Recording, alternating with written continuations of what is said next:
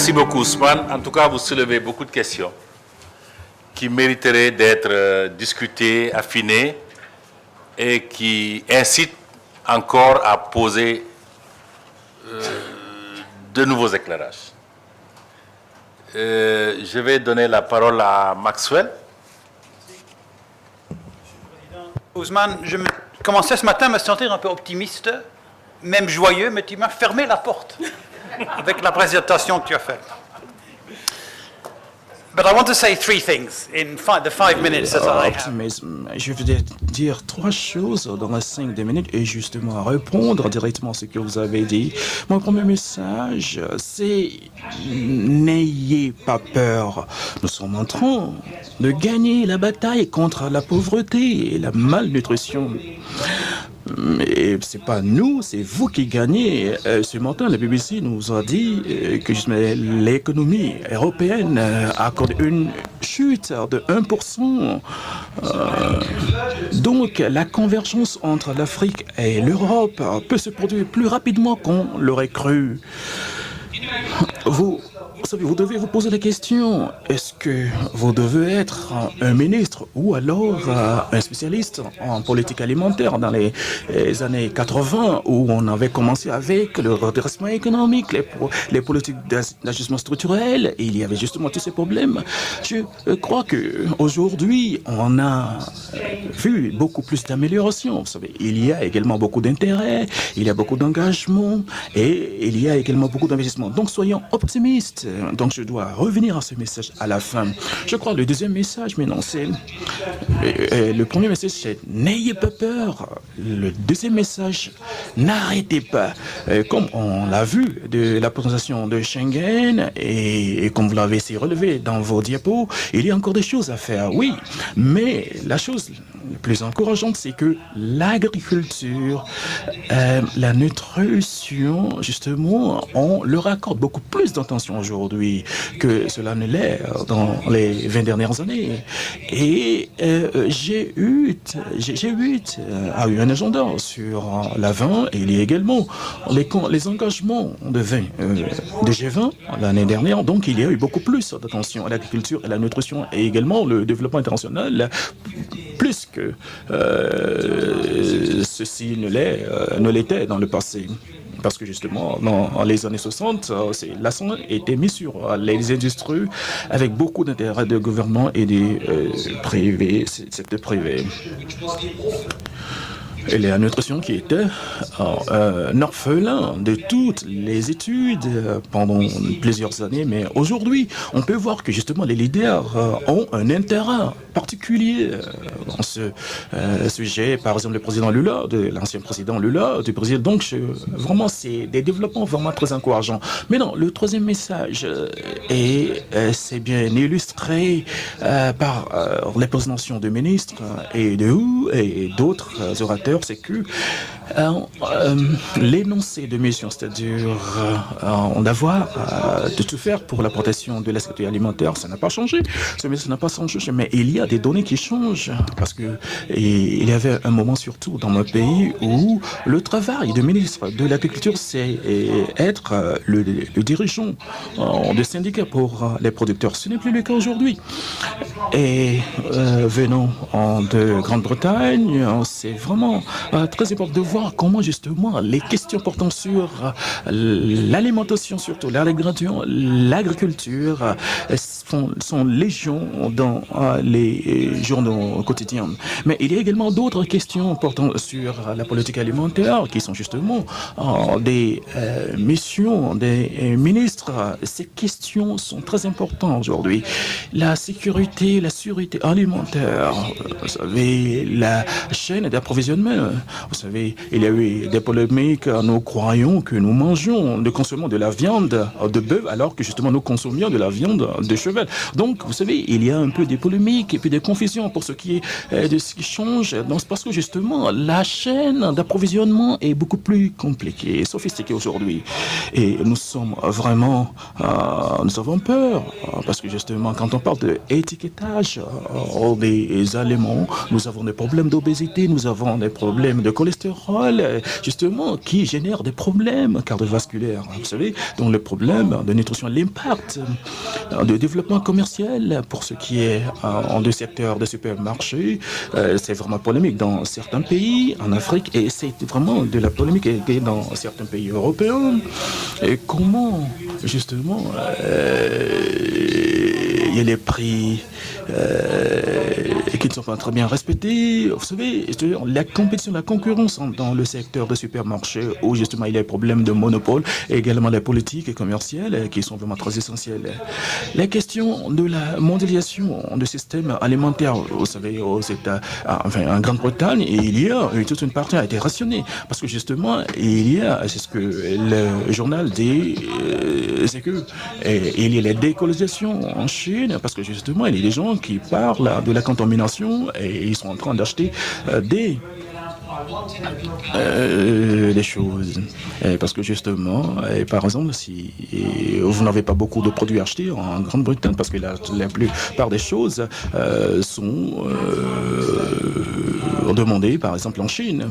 Donc, il y a beaucoup d'histoires dans les journaux pour ce qui est de la banque, des aliments, alors que nous avons le système de sécurité sociale. Alors, ce qui me dit, j'ai utilisé justement cet exemple de Grande-Bretagne. Ce qui ça me dit, c'est que le travail de ministre de l'Agriculture est beaucoup plus exigeant et beaucoup plus intéressant que cela l'était et de cela 2 décennies parce que vous devez justement vous attaquer à la production, vous devez également penser à la question de compétitivité et quelles sont les procédures et comment justement vous devez également penser au marché. Donc le système qui doit être notre boulot et vous devez également aborder toutes ces questions pour ce qui est des politiques alimentaires, comment vous gérez les concurrences pour ce qui est le secteur des supermarchés et comment vous gérez également tous ces problèmes qui ont un lien avec l'aliment. Donc mon premier message c'est n'ayez pas peur parce que vous êtes en train de gagner.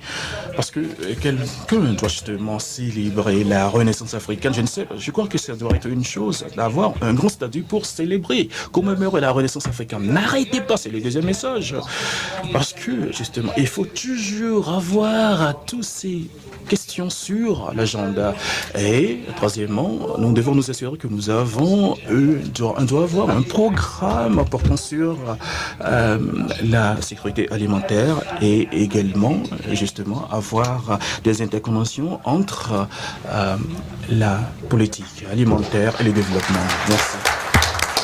2 messages, don't panic, don't stop. Yes. OK?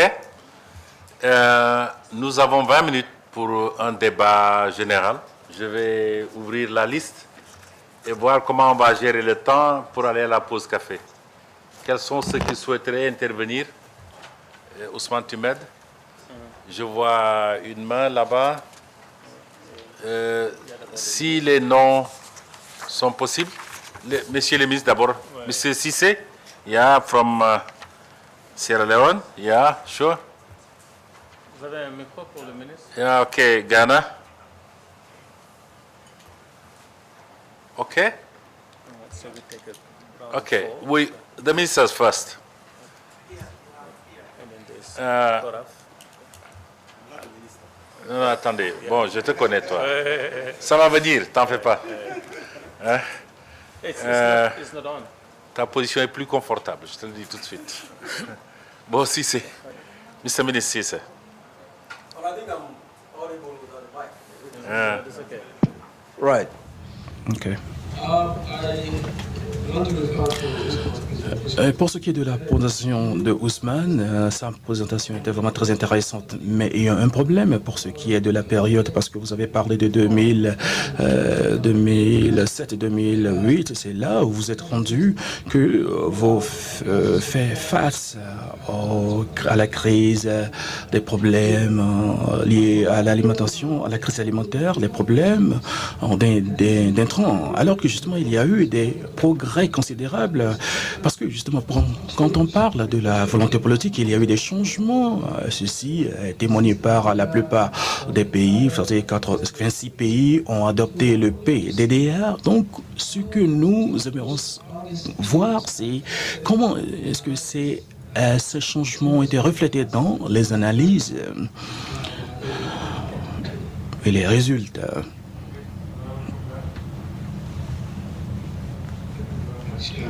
Merci.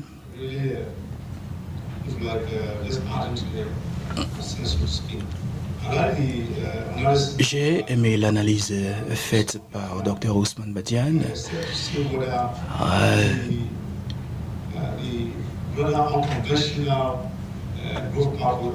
Il y a une tendance non conventionnelle de l'Afrique par rapport au reste du monde. Alors, on doit s'interroger sur la notion, c'est-à-dire peut-être de l'agriculture vers l'industrie, doit être la meilleure offre et non de l'agriculture vers le service. Peut-être que ce sera une meilleure façon de transformer, de promouvoir le développement d'Afrique. Je suis vraiment très heureux que, justement, que ces images sombres ont été balayées de revers de main par des mots d'encouragement. Vous savez, la nature complexe, la complexe nature de ces questions a une réponse. Vous savez, le type de ressources humaines qui gère l'environnement économique ou politique a également changé. Peut-être que les chercheurs d'IFPRI et les chercheurs de systèmes locaux peuvent avoir des conversations au même niveau. Et ceci réduit par exemple le fossé entre l'élaboration des politiques et les décisions qui sont prises.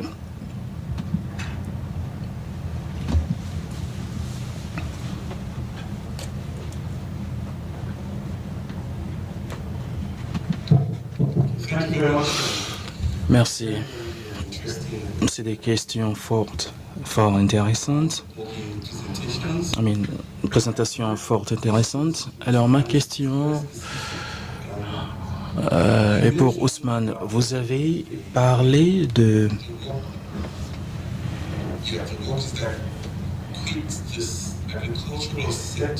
le fait de partir des secteurs agricoles vers les secteurs moins productifs. Est-ce que vous avez essayé de caractériser ce secteur?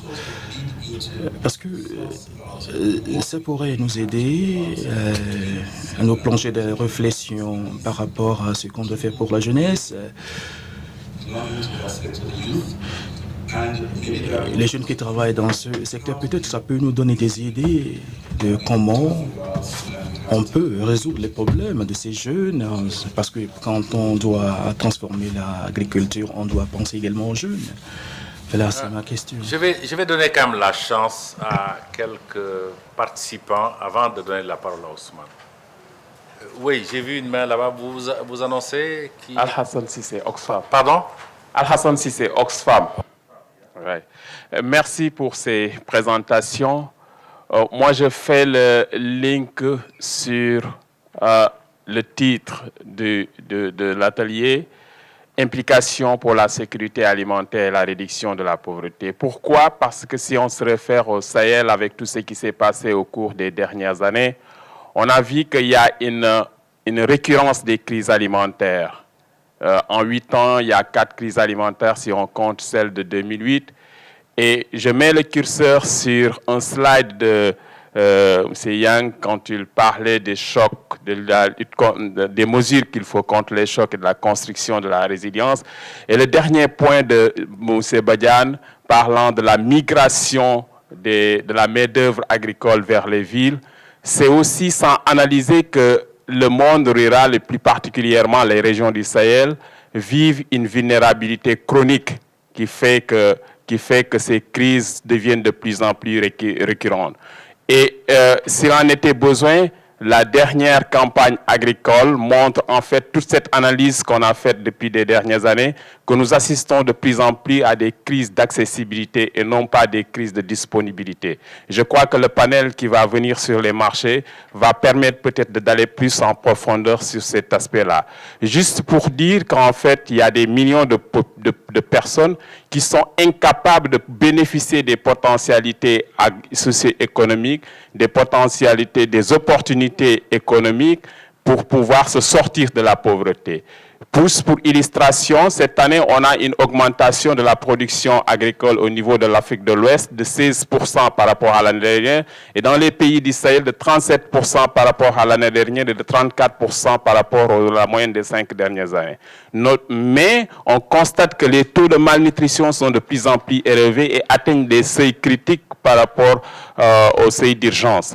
Et aussi, on constate qu'il y a plus de 11 millions de personnes qui vivent dans l'insécurité alimentaire. Et pour dire qu'en fait, toute transformation économique doit prendre en considération cette analyse de la vulnérabilité chronique et promouvoir des mesures et des instruments spécifiques pour permettre en fait à ces millions de personnes de se sortir de cette vulnérabilité chronique. Et le slide de Mousseyan a donné certain nombre d'instruments, certain nombre de mesures, surtout par rapport au safety net, aux filets sociaux. Et aussi, on peut penser à d'autres mesures permettant en fait de mieux valoriser les productions agricoles. On a pensé aux réserves alimentaires, à la transformation agricole, bien sûr. Donc, c'était juste une question, une contribution, une provocation par rapport à la place de l'analyse de la vulnérabilité et des liens qu'on peut faire avec la transformation économique en Afrique de l'Ouest. Merci.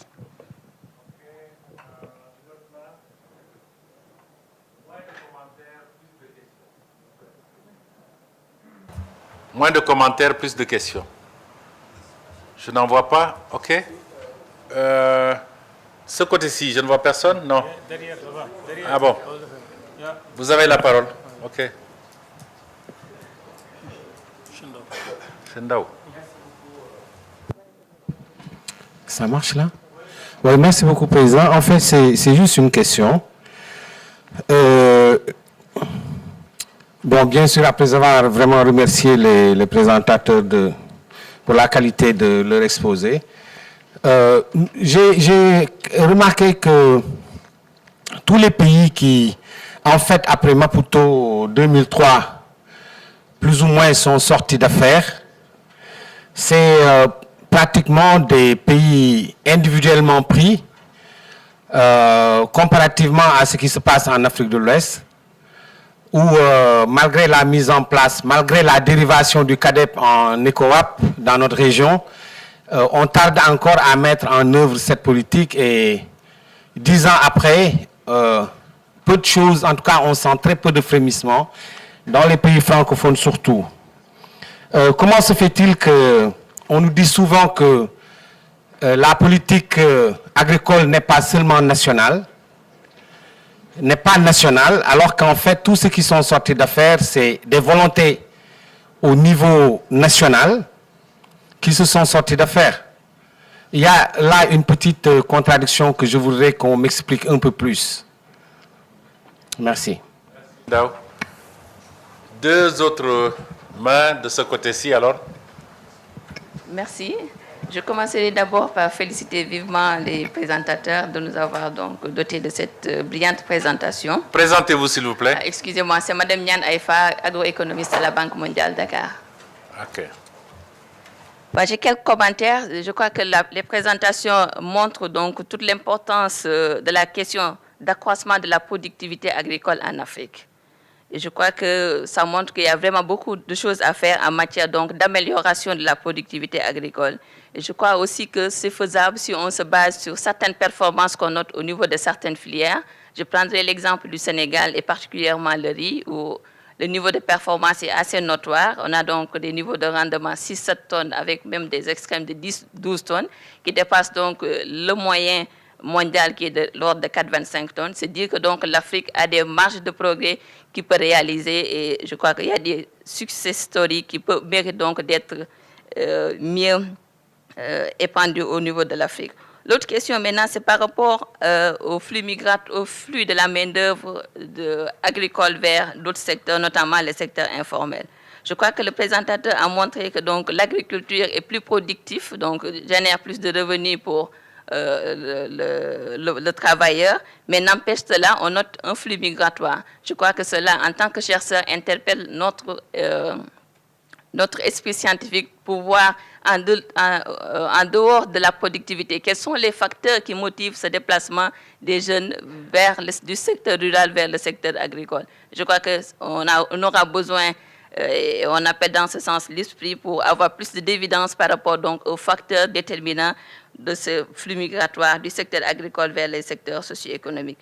L'autre élément aussi auquel j'aimerais insister, c'est surtout par rapport à la vulnérabilité et surtout par rapport à la forte dépendance de nos économies agricoles aux aléas climatiques. Si on regarde, on note donc une forte fluctuation de la part du secteur agricole dans l'économie nationale, ce qui montre que si la pluviométrie n'est pas au rendez-vous, le taux de PIB dans la part de l'économie chute et par conséquent aussi même le taux de croissance de l'économie chute, ce qui montre donc toute l'importance donc de la crucialité de la maîtrise de l'eau pour le développement du secteur agricole.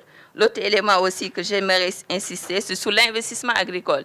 Certes, il faut reconnaître que les États quand même ont fait des efforts en matière d'amélioration de la part de l'agriculture sur le budget national. Je crois que pas mal de pays sont maintenant au-delà, respectent en tout cas quelque part le taux de 10% de Mopoto. Si on prend le cas du Sénégal, il y a des années, on était à 13%, ce qui montre que des efforts ont été faits. Et je crois que la question qui se pose, c'est surtout par rapport à l'efficacité de l'utilisation donc de cet investissement, que donc ce budget soit alloué davantage de manière efficace au niveau des investissements productifs. Et là, je crois que ça remet encore en cause la question des subventions agricoles. Je m'arrête là. Merci. Merci beaucoup. Dernière à prendre la parole, oui, sur cette... Oui, Ousmane, je pense que c'est bon comme ça. OK? Voilà, merci Président. Donc je me présente, je suis Ibrahim Sissé. En fait, moi je pense qu'il y a un aspect de la sécurité alimentaire qui n'est pas souvent pris en compte, du moins pris en compte, mais pas dans sa dimension, c'est la sécurité sanitaire. L'accompagnement de la production, la transformation et la commercialisation, il est nécessaire ici d'avoir une législation qui soit harmonisée. À l'image de l'Union européenne avec le paquet hygiène, dans nos États, on a encore une réglementation très vétuste sur le plan alimentaire qu'il faut harmoniser, actualiser et essayer d'harmoniser au plan régional. Ça, c'est un premier point. Le deuxième point, selon moi, consiste à avoir des produits compétitifs qui peuvent absorber cette part de main-d'œuvre. Mais ces produits compétitifs supposent avoir des produits de qualité, supposent avoir des producteurs et des transformateurs qui soient mis à niveau, accompagnés, pour qu'ils puissent mettre sur le... L'exemple du riz importé a été donné, mais en fait c'est un contre-exemple quand on sait que le riz produit localement est riche en fibres, donc plus apte pour les personnes diabétiques, etc. Donc c'est des exemples qui font qu'il est nécessaire d'avoir une valorisation des produits. Il est nécessaire d'avoir un accompagnement pour que les produits soient compétitifs et puissent réellement contribuer à absorber ce part de marché et à absorber ces emplois et ces jeunes qui se transfèrent vers d'autres secteurs. Voilà, je vous remercie.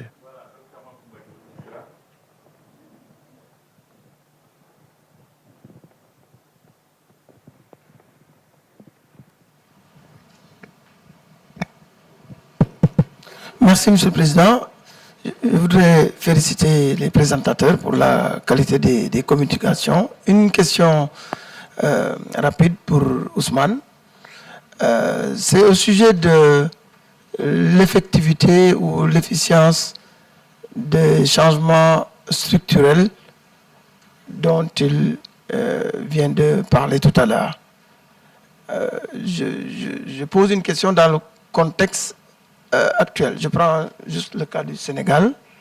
Les projections par rapport à ce phénomène d'urbanisation de nos villes prédisent pour 2050 70% de Sénégalais dans les villes. C'est un exemple que je donne, ça doit être valable pour les autres villes, beaucoup d'autres pays africains. Et vous dites que la main-d'œuvre quitte un secteur moins productif, plus productif qui est l'agriculture, vers un secteur moins productif, notamment le secteur informel. C'est un phénomène que nous connaissons au Sénégal. Et je dis, les projections n'arrangent pas les choses. Alors, qu'est-ce que vous pensez dans ce contexte où la demande alimentaire va augmenter? Alors, est-ce que les mesures évoquées ici tantôt dans le premier panel, en termes de mécanisation, d'utilisation des sciences et de la technologie, est-ce que ces mesures suffisent pour quand même relever ces défis? Parce que le contexte à venir n'arrange pas les choses. Les gens continueront de quitter le secteur agricole pour aller vers d'autres secteurs. Qu'est-ce que vous pensez qui va être déterminant pour relever le défi dans ce contexte des années prochaines? Merci. Bon, moi je prolonge la question de Macoumba, je crois pour clore. Ma préoccupation est celle-ci. Dans les paradigmes que nous avons vécus,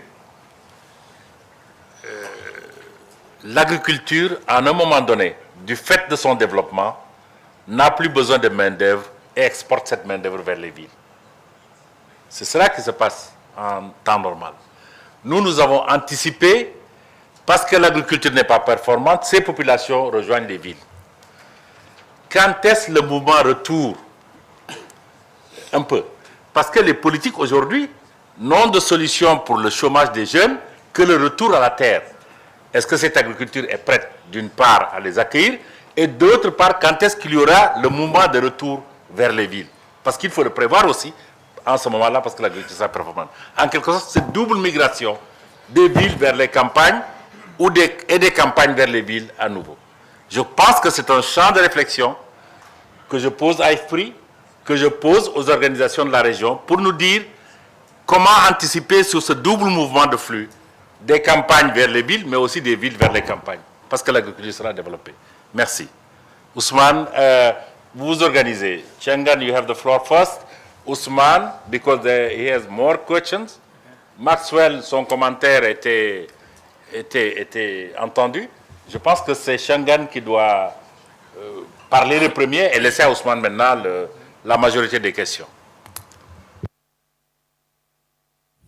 Je vous remercie. Je pense que la plupart des questions étaient effectivement destinées à Ousmane. Ma tâche est plus aisée.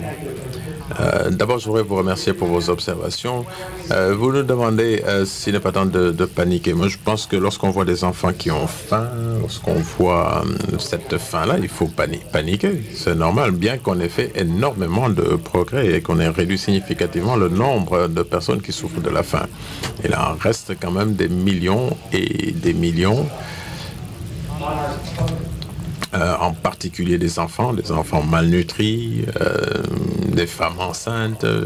Je pense que nous avons une obligation morale de continuer à affronter ce problème. Je ne sais pas si c'est une tendance personnelle ou pas, mais en tout cas, moi, j'ai tendance à paniquer malgré les progrès que nous avons faits, que nous devons continuer à faire.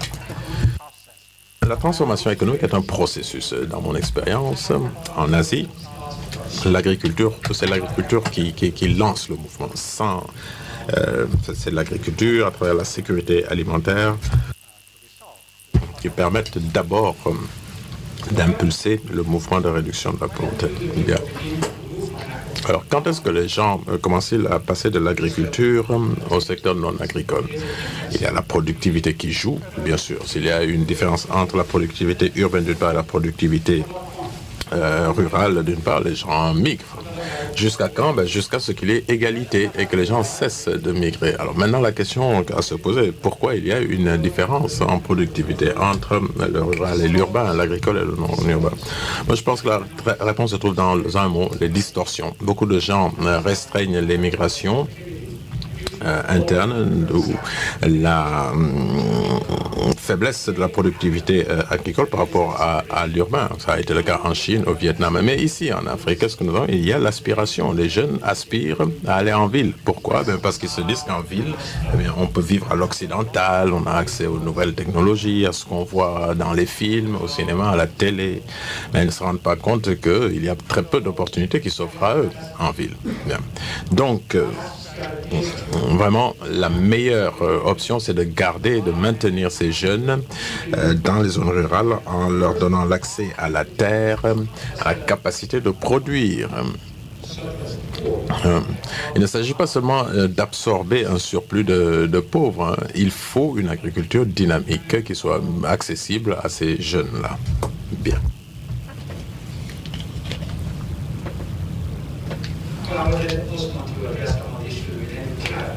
Alors, je laisserai à Ousmane le soin de parler du CADEP, de la transformation, toutes les autres questions qui ont été posées. En fait. Merci. Simon, je ne voulais pas te déprimer.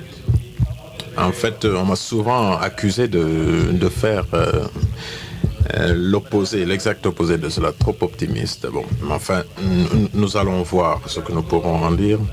Parce que finalement, nous avons l'avantage de tous les problèmes, de tous les débats, de toutes les discussions qui ont eu lieu au cours de ces 10 dernières années, qui me semblent être très fertiles.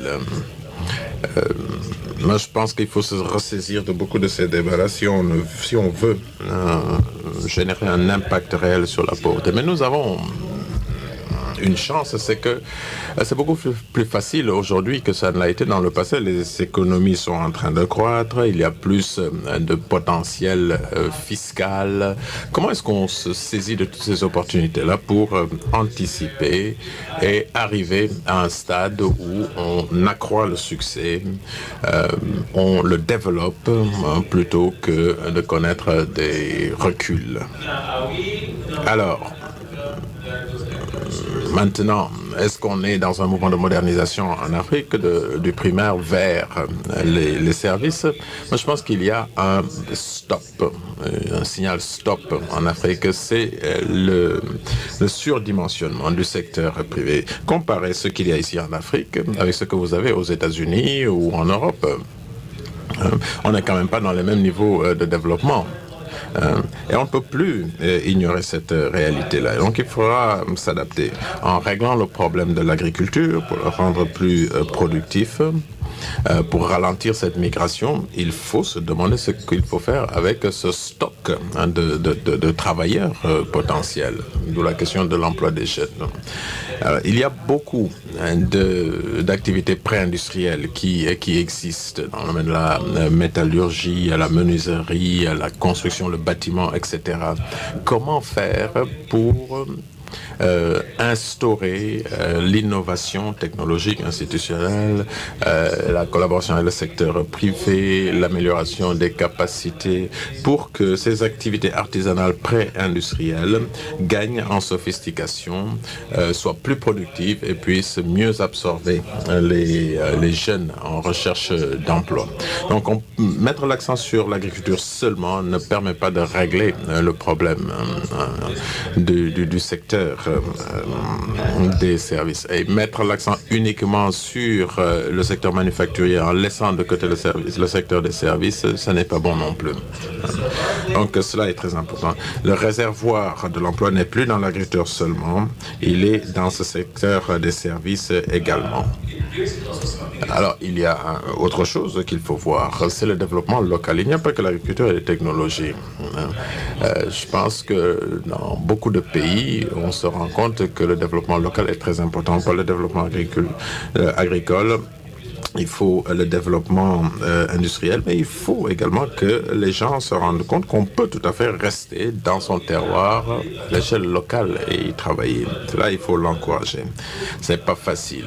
Mais en tout cas, ce que nous avons, c'est une stratégie duale qu'il faut mener si on veut avoir un impact réel sur la pauvreté. En la menant à bien, on verrait, comme on le voit déjà, l'agriculture prendre une part plus importante dans le PIB. Moi, je pense qu'il n'est pas rationnel pour nos pays d'avoir une agriculture à 15% du PIB. Ce n'est pas possible. Il faut inverser cette situation-là, alors que l'industrie est à 50% et le reste quelque part au milieu.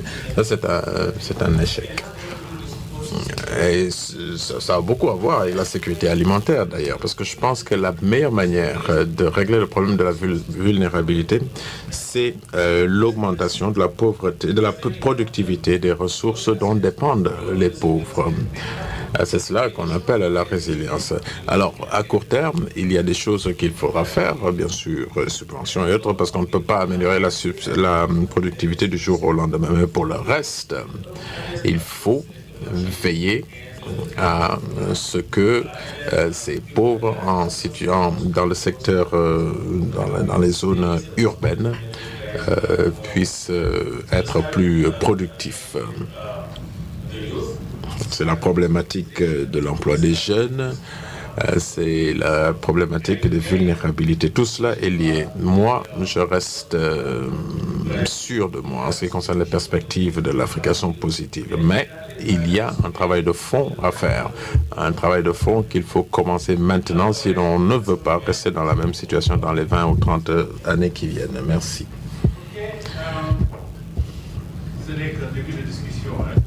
Microphone, Monsieur le Président. On va encore continuer à challenger sur ces issues-là, sur ces questions. Je souhaite qu'elles soient reprises au niveau régional, qu'on les ramène sur l'agenda pour pouvoir en discuter avec les universitaires qui vont nous aider aussi à projeter. Je pense que cette question de l'urbanisation est extrêmement importante. Ce que nous avons prédit, effectivement, depuis le Sahel 20 jusqu'à maintenant, semble se confirmer alors que la tendance économique nous montre l'inverse. Alors qu'est-ce qu'il faut faire? Il faut continuer à réfléchir et à trouver peut-être d'autres paradigmes. Sur ce, je demande de donner quand même un coup de main à ceux qui ont été dans ce panel.